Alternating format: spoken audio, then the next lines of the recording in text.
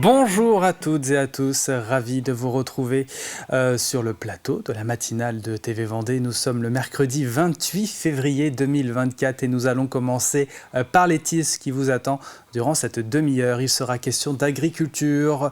Nous sommes au salon, d'ailleurs, l'occasion de mettre en lumière les savoir-faire locaux et d'attendre des réponses aussi de la part du gouvernement. C'est de parler de l'avenir, de la profession également. Nous sommes allés à la rencontre de jeunes Vendéens qui souhaitent remplir la fonction du côté de Pouzauges.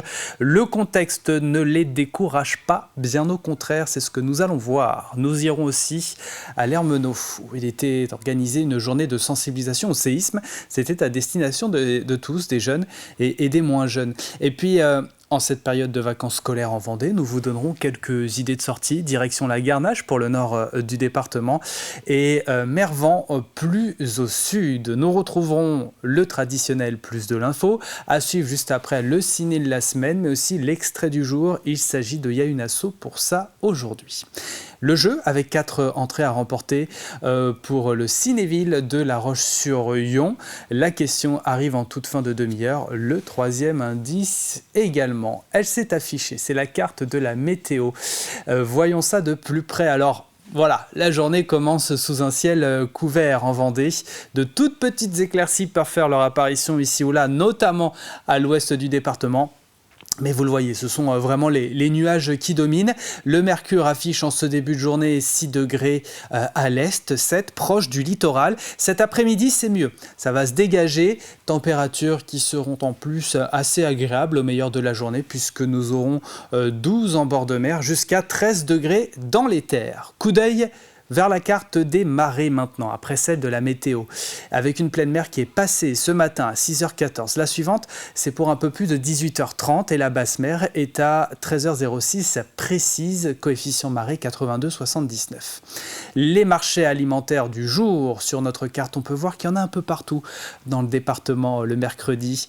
On peut en trouver à Saint-Pierre-du-Chemin, Angles, mais aussi Bellevigny et La Roche-sur-Yon, à Trèves-Septier également. Nous sommes le mercredi 28 février 2024 et le 28 février, nous embrassons les Romains, Romanes ou encore les Antonia.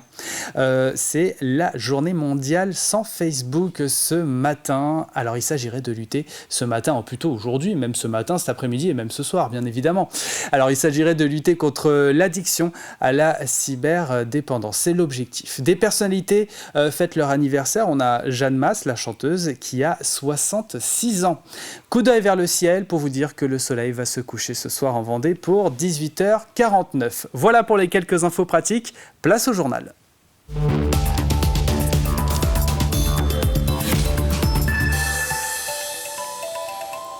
Et d'abord, on vous emmène à Paris. Notre journaliste Anaïs Escalona était au Salon international de l'agriculture pour la journée de la Vendée. Elle est partie tôt hier matin avec un convoi d'habitants de Torigny. Le stand Vendée a reçu du beau monde. Le président du département, la présidente de la région, le Premier ministre Gabriel Attal et même l'ancien candidat au présidentiel Jean Lassalle.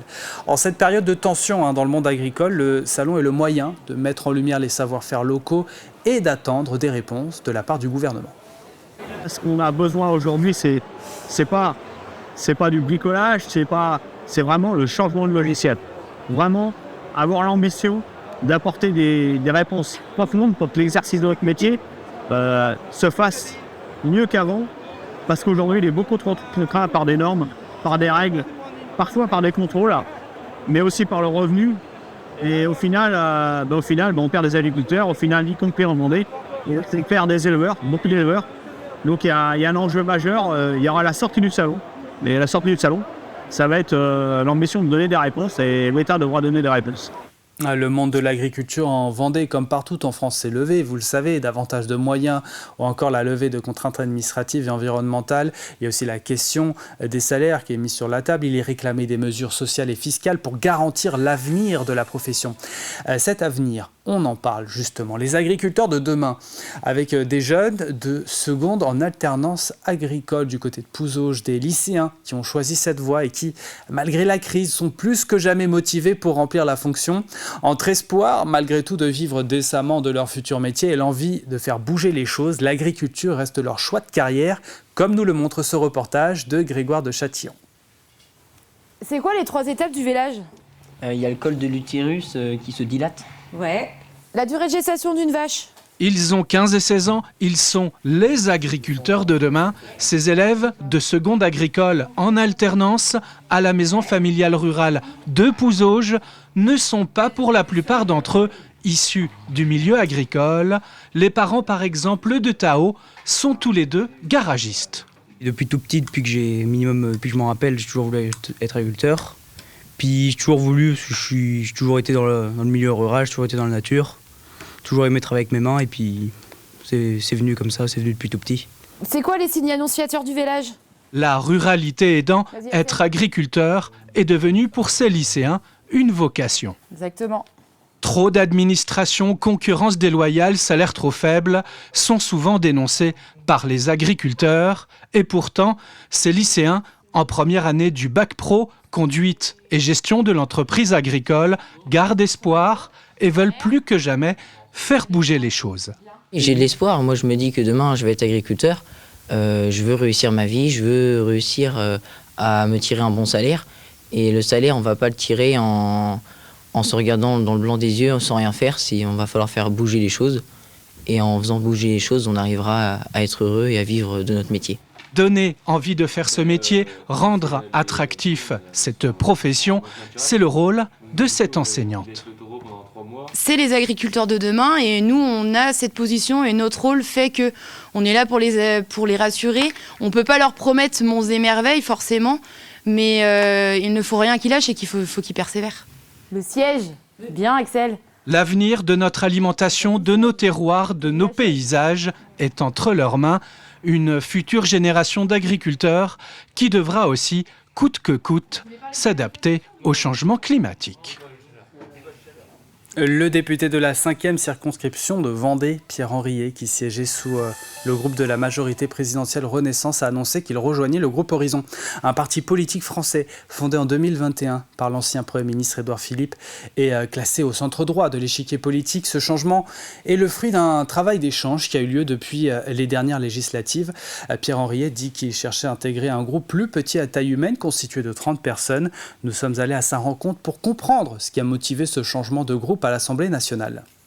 C'est un engagement que j'avais pris lors des élections en juin 2022, puisque j'étais encarté au parti Horizon depuis cette période. Ce que je regrette aujourd'hui, c'est notamment qu'au sein du groupe Renaissance, il y ait souvent des décisions qui soient prises en bureau très restreint au niveau de Paris, et c'est absolument pas la philosophie que je porte dans l'action et l'engagement que j'ai en politique ici en Vendée. Donc je trouvais que m'engager au sein aussi du groupe Horizon, ça permettait de pouvoir être raccord avec les engagements que j'ai ici en Vendée et à Paris.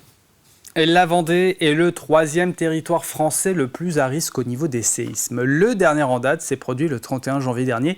Il était de magnitude 3.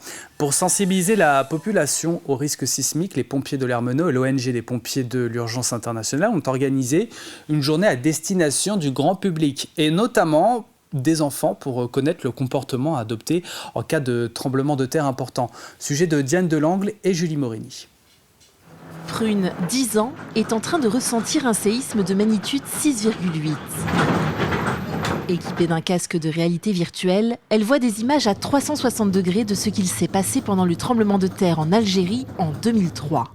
Et à un moment donné, tout s'est cassé et on voyait presque plus rien avec la fumée. Une expérience rendue possible grâce à ce sismotruck, une première en Europe. Donc en fait, c'est bâti sur le principe de 3 moteurs qui restituent les ondes verticales et horizontales d'un séisme classique. On a 6 modèles de séisme qui sont des séismes réels, sur leur durée réelle, avec leur magnitude et les mouvements qui sont typiques à chacun des séismes.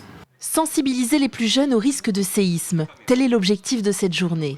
Ces ateliers sont organisés par l'ONG Pompiers de l'Urgence Internationale. Ces bénévoles sont notamment intervenus en Turquie après le séisme de février 2023. Un partage d'expériences pour que les jeunes adoptent les bons comportements. Le but, c'est pas du tout de leur faire peur, c'est de leur dire, voilà, on va vous apprendre la bonne attitude, les bons gestes à avoir, qui fait que s'il y a un séisme, vous saurez comment réagir, vous n'aurez pas peur et vous saurez vous mettre en sécurité. Apprendre à se cacher sous les tables si l'on est à l'étage, sortir du bâtiment dans le calme si on est au rez-de-chaussée, des exercices qui ont rassuré les élèves de l'école Jules Verne de l'Ermenau. Je suis un peu rassurée parce qu'en 2022, j'habitais encore en Fontenay et il y a eu un séisme pas très loin de chez moi. Donc, Et tu l'avais senti, toi? Mais beaucoup parce qu'il y a le canapé qui s'est déplacé. J'avais surtout peur pour ma famille parce que j'ai peur qu'il leur arrive quelque chose. Maintenant, je suis plus sereine. Même si en Vendée, les séismes sont rares, elle est la 3e région la plus sismique de France. Les pompiers doivent se préparer en cas de forte secousse. Nous, on sera en première ligne vraiment si demain il y a un séisme sur la Vendée. Et donc nous aussi, ça nous permet de comprendre un petit peu ce qui se passe, les conduites à tenir aussi, pour pouvoir aider la population en cas de séisme majeur qu'on n'a pour l'instant pas eu, mais on ne sait jamais. Riches de cette expérience, les enfants vont pouvoir transmettre les bons gestes à adopter en cas de tremblement de terre à leur entourage. Vendéo, ouvrez les portes de l'usine de traitement d'eau potable de Moulins-Papon au grand public. Avec l'association La Cicadelle, une trentaine de personnes, enfants et adultes, ont pu comprendre comment l'eau arrive dans nos robinets samedi dernier. L'usine a 50 ans et sera bientôt remplacée par une nouvelle qui sera, elle, accessible régulièrement pour des visites pédagogiques. Pour nous, c'était la curiosité de savoir comment est faite l'eau qu'on boit. Hein, c'est ça, Clémence ? Ouais. Donc, on a vu cette possibilité de s'inscrire. On a saisi l'occasion pour visiter. C'est le début de vacances, donc on a vu cette activité proposée par la ville de La Roche. Et on est venu avec les enfants. Pour eux notamment, pour qu'ils voient comment ça se produit, parce que c'est pas souvent ouvert en fait. C'est important de venir avec les enfants parce qu'il y a un enjeu écologique et puis c'est toujours intéressant techniquement de montrer aux enfants comment c'est fait. L'eau est un sujet tellement fondamental. C'est l'élément dont on ne peut absolument pas se passer, comme l'air, mais l'eau, voilà. Et c'est un privilège que de pouvoir savoir comment justement l'eau arrive à notre robinet aussi consommable facilement. Et la plupart des visiteurs sont venus parce que c'est assez rare de pouvoir y entrer. Cette nouvelle usine verra le jour en 2026. Et puis, nous sommes en pleine période de vacances scolaires. Peut-être qu'avez-vous pris quelques jours pour souffler ou même carrément les 2 semaines. Pour les ados, l'occasion de se rendre au foyer, l'accueil des jeunes du côté de la Garnache, c'est le point de rendez-vous pendant leur temps libre et surtout les vacances.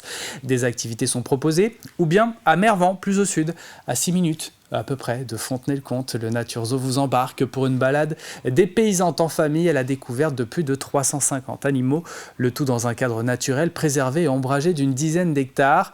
Le temps s'est un peu amélioré, les visiteurs ont donc répondu présents. Mathis Pires et Cyril Guillet. Quelques rayons du soleil en ce début de vacances de février, pourtant pas de quoi enlever la veste. Dans ce foyer pour les jeunes, en plein centre de la Garnache, c'est le rendez-vous privilégié des ados pendant les vacances. La plupart de mes vacances, justement, je vais à l'accueil jeune de la Garnache, du coup, où je sors de temps en temps avec mes amis. Pendant les 2 semaines, je vais aller au forum, du lundi au vendredi, à l'accueil jeune de la Garnache. Et je vais faire les activités qu'il y a de prévues. Laser game, tournoi de jeux vidéo et même soirée raclette d'organiser, de quoi animer ces jeunes de 9 à 17 ans pendant les 2 semaines. On a un planning d'activités qui est proposé pendant les périodes de vacances scolaires. Donc on envoie ce planning environ une quinzaine de jours avant. Donc on varie entre activités et sorties. Donc pendant les vacances, ils sont un peu plus nombreux, mais on a surtout un public qui est plus jeune. Au sud du département, après une traditionnelle pause hivernale et le passage des tempêtes, les visiteurs sont de retour à la venue du soleil dans ce zoo, une grande première pour certains. On a vu des kangourous, des tigres, des lions, des girafes, les perroquets, des serpents. Et pour les plus habitués d'entre eux, c'est une idée de sortie en famille bien souvent à l'initiative des grands-parents.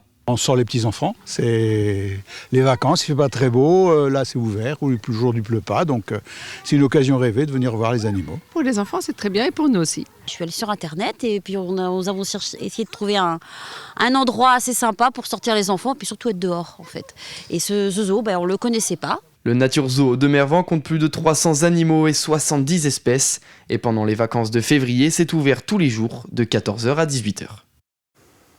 Et voilà pour l'essentiel de l'actualité. Passons tout de suite aux prévisions météo du jour avec un ciel nuageux tout d'abord en matinée. De toutes petites éclaircies peuvent faire leur apparition ici ou là sur l'ouest du département. Néanmoins, côté température, on a 5 degrés à Fontenay-le-Comte, 6 pour l'Aiguillon, la Presqu'île, la Roche-sur-Yon, 7 pour les Sables-d'Olonne, 8 degrés dans les rues de Challans et jusqu'à 9 pour l'Île-Dieu. Cet après-midi, c'est mieux, ça va se dégager. Températures qui seront en plus plutôt agréables au meilleur de la journée puisque nous aurons de 12 à 13 degrés. Après une accalmie, la journée de demain devrait se passer sous la pluie, mais nous y reviendrons bien entendu. Nous entrons dans la deuxième partie de cette édition. À suivre dans quelques instants le ciné de la semaine. Il y aura aussi l'extrait du jour et puis le jeu. Mais avant tout ça, place au plus de l'info.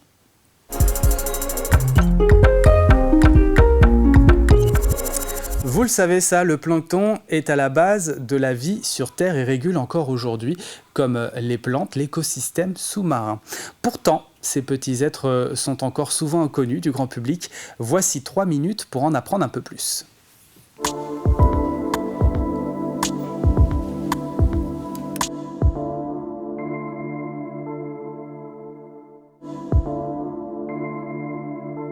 La définition exacte de plancton, c'est tout être vivant qui vit dans l'eau et qui ne peut pas nager contre courant. Donc il se laisse transporter par les courants.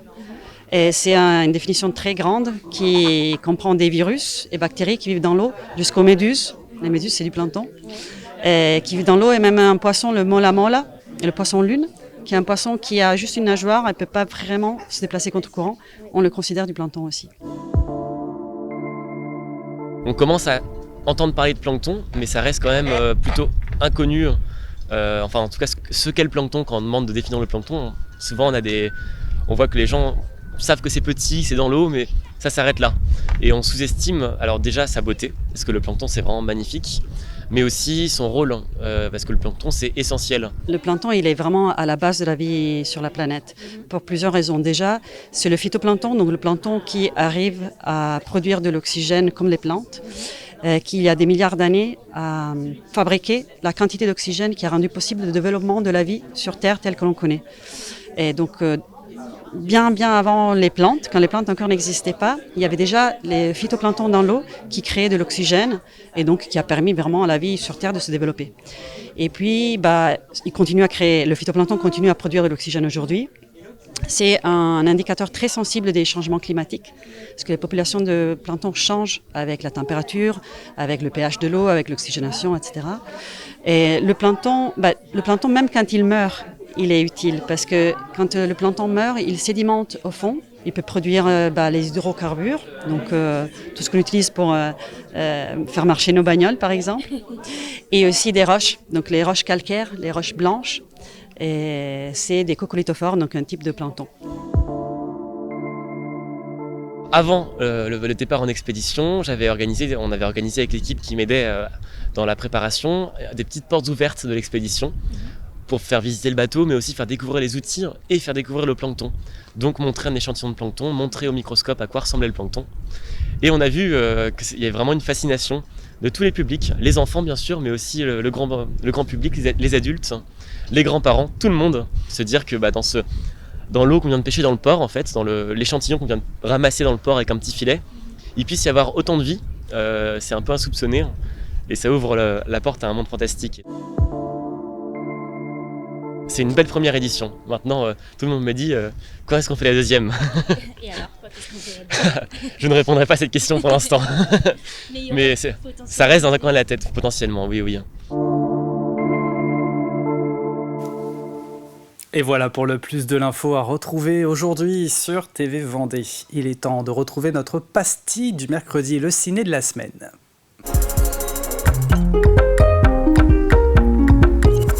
Ça se déroule chaque année en mars. Aujourd'hui, nous allons à Fontenay-le-Comte pour parler du Festival du film. Ce sera au cinéma Le Renaissance du 17 au 24. Petite nouveauté, il y aura une cérémonie d'ouverture. La programmation promet encore une fois d'être variée. Après le fantastique, le festival portera cette année, pour cette 12e édition, le thème intitulé « À table ». Nous avons choisi la thématique de À table parce qu'on trouvait ça assez festif et ça recouvrait pas mal de films dans de nombreux genres très variés et d'horizons très différents aussi. Donc on pourra retrouver des grands classiques français comme La femme du boulanger. On pourra retrouver des films comme La saveur des ramen, qui nous emmènera un peu au Japon et à Singapour. On retrouvera également des films un peu plus frissons comme Le silence des agneaux, La nuit des morts vivants. Donc voilà, l'idée c'est vraiment de brasser un petit peu tous les genres et toutes les gastronomies en quelque sorte.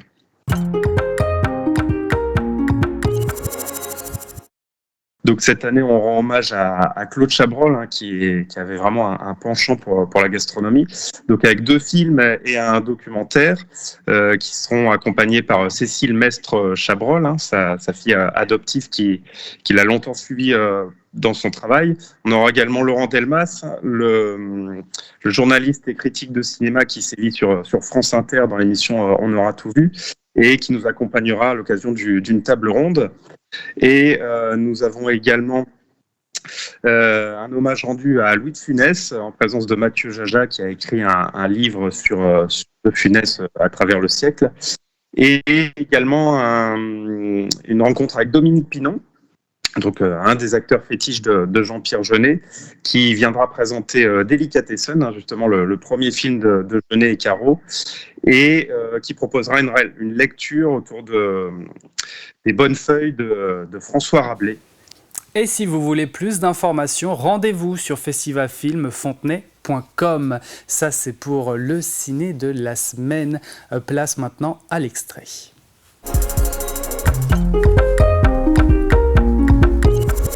Et le marché de l'emploi, quel impact peut avoir la démographie croissante, vieillissante sur l'organisation de notre territoire?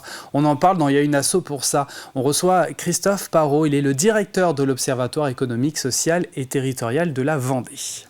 Est-ce qu'il est aujourd'hui, en 2024, plus difficile de faire de la prospective qu'il y a une trentaine d'années ? Je crois pas. Enfin, c'est toujours le même exercice, mais je crois que c'est plus facile dans la mesure où on a beaucoup plus de données. On est dans le monde de la connaissance, le monde de la donnée. Alors c'est une autre difficulté, il y a tellement de données qu'il faut être capable de la mobiliser, de la traiter. Parce que la prospective, finalement, il faut savoir d'où on vient, donc il faut observer le passé, observer le présent pour essayer d'imaginer un futur. Donc je ne pense pas que ce soit plus difficile, on a plus de matière. Après, pour autant, l'exercice est toujours le même. Il faut savoir prioriser aussi ces données. Exactement. Et puis, juste pour finir, la prospective, c'est des choix. On ne prolonge pas juste les tendances dans la prospective.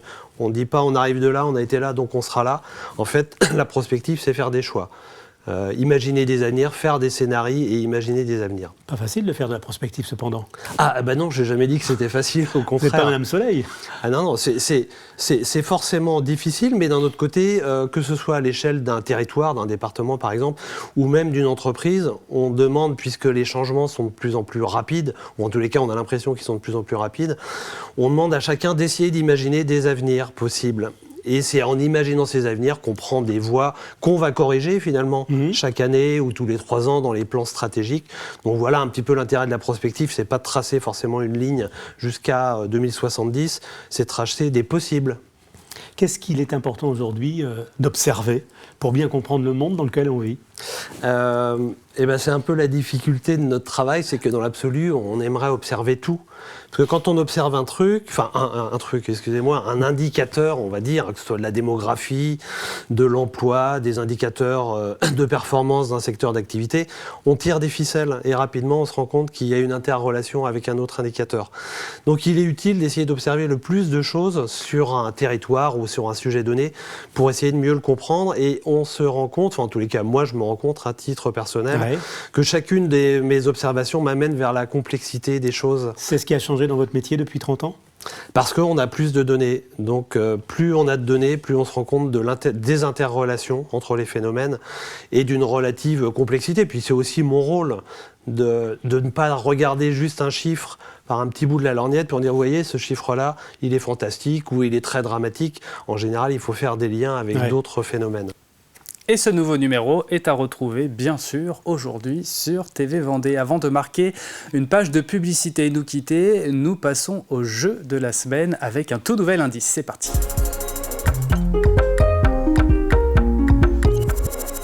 Et donc, on vous offre la possibilité de remporter 4 entrées. 4 entrées pour le Cinéville de La Roche-sur-Yon. C'est un gagnant ou une gagnante qui sera tiré au sort. D'ailleurs, vous retrouvez toutes les informations sur la programmation, les événements et films à voir dans les prochains jours, prochaines semaines sur leur site internet, Cinéville de La Roche-sur-Yon. Mais pour pouvoir avoir ces entrées, eh bien, il faut répondre à cette question. La voici. À quelle personnalité est consacrée une grande exposition organisée par le Conseil départemental de Vendée? Voici le 3e indice. Il était originaire de Fontenay-le-Comte. Si vous n'avez pas la réponse, d'autres indices arriveront demain et vendredi. Si vous l'avez, n'attendez plus. Vous allez sur notre site internet tvvendée.fr pour participer. Bonne chance à toutes et à tous. C'est la fin de cette matinale. Merci de l'avoir suivi. L'info revient à 12h30. Ce sera avec Julie Morini. Passez une excellente journée sur TV Vendée.